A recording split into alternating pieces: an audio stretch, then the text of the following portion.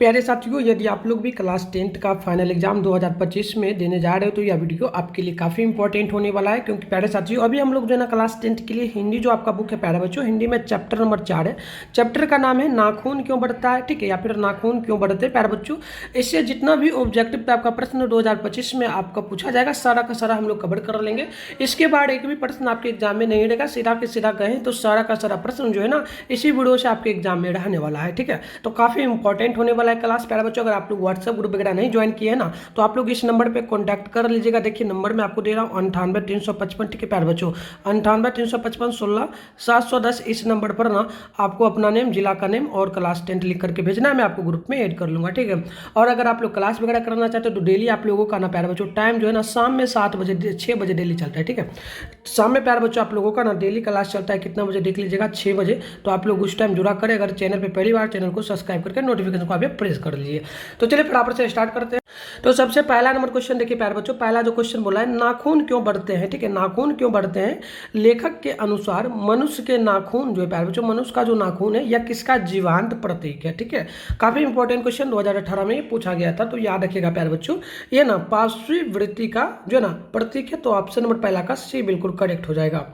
आगे बढ़ते हैं, नेक्स्ट क्वेश्चन आप देखिएगा। क्वेश्चन नंबर जो है ना 2 नंबर बोला है हजारी प्रसाद द्विवेदी का जन्म जो है ना कब हुआ है प्यारे बच्चों, ठीक है। याद रखिएगा हजारी प्रसाद द्विवेदी जी का जन्म जो है ना कब हुआ है, तो बिल्कुल आप लोग नोट कर लीजिएगा। उनका जन्म जो है ना 1907 ईस्वी में हुआ है। कब हुआ है? 1907 ईस्वी में। तो ऑप्शन नंबर यहाँ पर देखिए तो ए बिल्कुल जो है ना राइट हो जाएगा, ठीक है।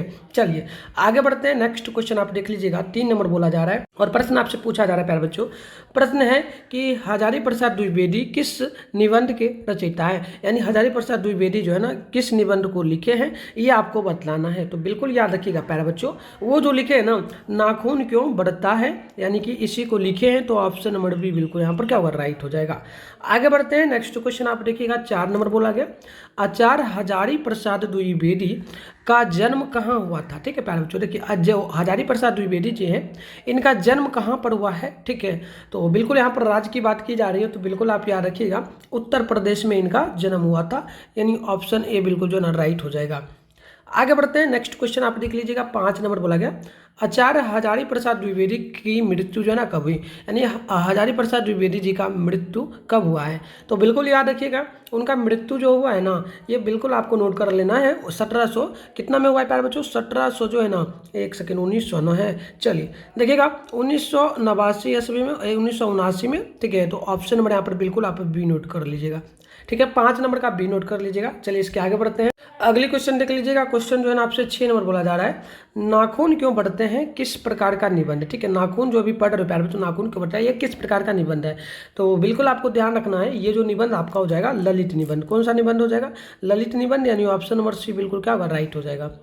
अगली क्वेश्चन का आप लोग कमेंट बॉक्स में जरूर आंसर बतलाना। चलिए 7 नंबर क्वेश्चन है नाखून क्यों बढ़ते हैं गद की जो है ना प्यारे बच्चों, यहाँ पर जो लिखा गया प्रॉपर में लिख दो। इसका मतलब जो है ना, इसका मतलब गद इस प्रकार से होगा, ठीक है।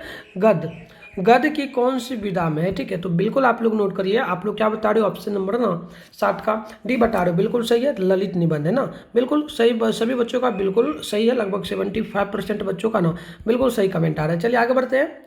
अगली क्वेश्चन आप 8 नंबर देखेंगे। पूछा गया अनाम दास, ठीक है, अनाम दास का पोथा साहित्य की किस विधा की रचना है। तो बिल्कुल आप ध्यान रखिएगा, ये जो है ना क्या होगा, सभी लोग क्या कमेंट बता रहे हो, बिल्कुल, तो बिल्कुल सही है। आप लोगों का ना उपन्यास होगा, बिल्कुल ऑप्शन बी होगा। लगभग 50% बच्चों का ना बिल्कुल ऑप्शन बी ही आ रहा है, बिल्कुल सही है। आगे बढ़ते हैं, नेक्स्ट क्वेश्चन आप देख लीजिएगा। 9 नंबर है द्विवेदी जी को आलोक जो ना आलोक पर्व पर कौन सा पुरस्कार मिला था प्यारे बच्चों। क्या बता रहे हो आंसर आप लोग, ऑप्शन नंबर डी ना बिल्कुल सही है, साहित्य अकादमी पुरस्कार मिला था। यानी कि ऑप्शन नंबर हम लोग देखें तो डी यहाँ पर बिल्कुल राइट हो जाएगा, ठीक है। चलिए आगे बढ़ते हैं। क्वेश्चन नंबर आप 10 देखेंगे। कालिदास की जो ना कालिदास की लालित्य योजना किनके रचना है। देखिए प्यारे बच्चों कालिदास की लालित्य योजना ये एक जो है ना कविता है, ये लिखी गई है। इसको किसने लिखा है, तो बिल्कुल आप ध्यान रखेंगे प्यारे बच्चों। क्या होगा, सभी लोग क्या कमेंट कर रहे हो, लगभग चलिए 90% बच्चों का ना बिल्कुल यहाँ पर ऑप्शन क्या बता रहे हो, ऑप्शन बिल्कुल हजारी प्रसाद द्विवेदी, बिल्कुल सही है, यही सही होगा। लगभग 90% बच्चों का ना सही आ रहा है, ठीक है। आगे बढ़ते हैं, नेक्स्ट क्वेश्चन आप लोग देख लीजिए। 11 नंबर क्वेश्चन है मनुष्य को नाखून की ज़रूरत कब थी प्यारे बच्चों, ठीक है। तो ठीक है, नाखून की जरूरत जो थी ना, आप लोग एक बार कमेंट बॉक्स में बताना क्या बता रहे हो 11 का। चलो बिल्कुल लगभग जो है ना 40% बच्चों का ऑप्शन जो है ना यहाँ पर क्या आ रहा है, ऑप्शन नंबर ए आ रहा है ना। बिल्कुल जंगली जीवों में यानी कि जब वो जंगल में रहते थे तो जंगली जीवों को मारने के लिए वो उपयोग करते थे पहली बार, ठीक है। तो बिल्कुल ऑप्शन यहाँ पर ये बिल्कुल राइट होगा। अगली क्वेश्चन आप देखेंगे तो 12 नंबर प्रश्न बोला है ना। प्रश्न क्या बोला, असुरों के पास क्या नहीं थी प्यारे बच्चों, ठीक है। तो देखिए असुर जो थे उनके पास क्या नहीं था, तो आप लोग ना इसका नोट करना क्या बता रहे हो, ऑप्शन डी है ना। चलो बिल्कुल लोहे का अस्त्र नहीं था, ठीक है। तो ऑप्शन नंबर डी बिल्कुल यहाँ पर सही हो जाएगा। इसके आगे देख लीजिए, आगे का जो क्वेश्चन आपसे बोला गया ना 11 नंबर प्रश्न बोला गया जो है ना नखधर यानी कि जिसके पास जो है ना नाखून हो, तो मनुष्य किस पर भरोसा करके आगे की ओर चल पड़ा है ना। तो बिल्कुल आप लोग याद रखिए प्यारे बच्चों, आप लोग बिल्कुल चलिए एटम बम पर, क्योंकि अभी के टाइम में सभी व्यक्ति क्या करते हैं, अगर झगड़ा वगड़ा होता है ना, चाहे पीओके के साथ हो जाए, पाकिस्तान या फिर चाइना इंडिया कोई भी हो जाए ना, इन सभी के साथ जब भी युद्ध होता है प्यारे बच्चों, ठीक है, तो हम लोग क्या करते हैं बम वगैरह या फिर बारूद जो भी हो पिस्टल, उनसे हम लोग झगड़ा करते हैं। पहले के टाइम में क्या होता था, नाखून से ही होता था, बट अभी ये सभी लोग एटम बम पर निर्भर हो गए ना। चलिए आगे बढ़ते हैं, नेक्स्ट क्वेश्चन आप देखिए, यहाँ पर जो आपसे बोला गया ना 14 नंबर प्रश्न, धत्तीची की, ठीक है ना, धत्तीची की हड्डी से क्या बना था, तो क्या होगा आंसर। चलिए बिल्कुल सही आप लोगों का ना ऑप्शन भी बता रहे हो। चलिए लगभग यहाँ पर ना 60% बच्चों का ऑप्शन नंबर जो है ना बी आ रहा है, यानी कि इंद्र का वज्र, तो ऑप्शन बी बिल्कुल राइट ही होगा। आगे बढ़ते हैं, आगे आप देखिए 15 नंबर क्वेश्चन है, कामसूत्र किसकी रचना है प्यारे बच्चों। कामसूत्र ये एक कविता की तरह ही है, इसको किसने लिखा है आपको याद रखना है। कामसूत्र एक पूरा बुक ही आ जाता है ना, क्या आता है, पूरा बुक ही इसमें आ जाता है ना। तो बिल्कुल आप लोग आंसर बताइए। तो मैं बता दूं 15 का ऑप्शन नंबर बिल्कुल यहाँ पर ना, चलिए बिल्कुल सभी का सही है, बात सही आई, यानी कि ऑप्शन नंबर ये बिल्कुल यहाँ पर क्या होगा, राइट होगा। चलिए आगे बढ़ते हैं। तो प्यारे बच्चों आपको एक चीज़ और मैं बता दूं, अगर आप लोग जो है ना चैप्टर वाइज क्लास करना चाहते हैं, ठीक है क्या, तो बिल्कुल मैं यहाँ पर लिख दे रहा हूँ, चैप्टर वाइज अगर आप लोग क्लास करना चाहते हैं और आपका बिल्कुल तैयारी नहीं हुआ है ना, तो बिल्कुल आप लोग क्या करेगा, चैप्टर वाइज क्लास आपका इसी चैनल पर हो रहा है ना। अभी चैप्टर वाइज देख रहे हो तो हिंदी का चैप्टर नंबर 4 हो रहा है ना, तो उसी प्रकार से सारे सब्जेक्ट का मिलता है। आप इसी चैनल पर जाइए, आपको ना प्यारे बच्चों इस प्रकार से लिखा हुआ मिलेगा प्लेयर लिस्ट, देख लीजिए प्लेयर लिस्ट हो, उसमें जाकर के आप चैप्टर वाइज क्लास कर सकते हैं। मैं आपको पहले ही बोल दूं कैसे मिलेगा, तो चलिए फटाफट से ना मैं आपको समझा देता हूं कैसे। तो देखिए आप इसी चैनल के प्लेयर लिस्ट में जाएंगे तो जैसे हिंदी का करना है तो 10th हिंदी इस प्रकार से लिखा हुआ मिलेगा, 10th हिंदी फाउंडेशन बैच, ठीक है। इस प्रकार से प्यारे बच्चों आपको ना देखने को मिलेगा फाउंडेशन बैच, ठीक है प्यारे बच्चों, फाउंडेशन बैच आपको, ठीक ना, इस प्रकार से फाउंडेशन बैच 2025। तो आप इस प्रकार से क्लिक करके देख सकते हैं सारे सब्जेक्ट में ऐसे ही, जैसे हिंदी है इसके जगह संस्कृत होगा, मैथ होगा, सोशल साइंस, उसके बाद साइंस, सारा का सारा जाकर के आप कंप्लीट कर लेना। चलिए अगली क्वेश्चन यहाँ पर देखिए 16 नंबर की, पहले के मनुष्य नाखून क्यों बढ़ाते थे प्यारे बच्चों, तो बिल्कुल याद रखिएगा वो लोग ना अपनी रक्षा के लिए बढ़ाते थे, ठीक है। तो ऑप्शन नंबर ये बिल्कुल राइट हुआ, लेकिन अभी के टाइम में करता है हम लोग अपनी रक्षा के लिए नाखून को काटते हैं ना। चलिए आगे बढ़ते हैं। तो चलिए प्यारे बच्चों नेक्स्ट क्वेश्चन देखते हैं।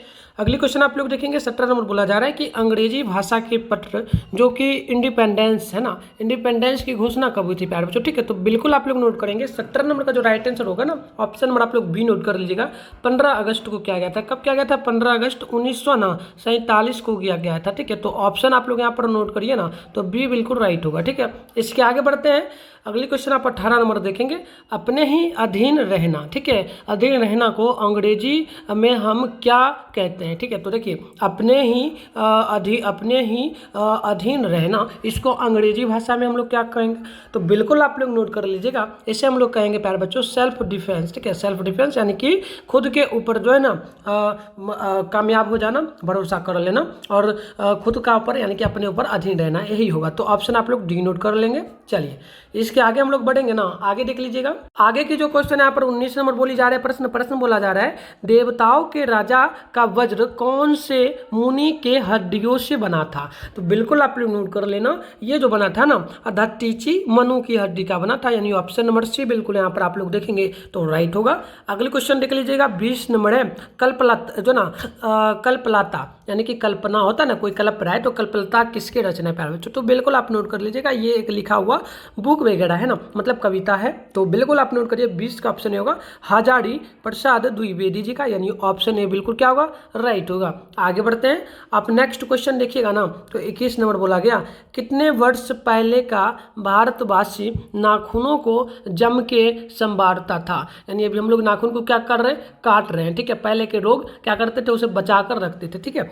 तो बिल्कुल याद कर लीजिए, ये ना 2000 वर्ष पहले की बात है। तो ऑप्शन नंबर बी बिल्कुल यहाँ पर राइट हो जाएगा, ठीक है। चलिए आगे बढ़ते हैं। अगली क्वेश्चन देख लीजिएगा, 22 नंबर प्रश्न बोला गया, देश की आज़ादी के लिए हजारी प्रसाद द्विवेदी ने अपने निबंध में किस शब्द को उपयुक्त बताया है ना, यानी काफी महत्व दिया है उस शब्द को। कौन सा शब्द है, तो बिल्कुल याद कर लीजिएगा, ये ना स्वाधीनता का शब्द है, ठीक है। तो बिल्कुल ऑप्शन नंबर बी राइट होगा।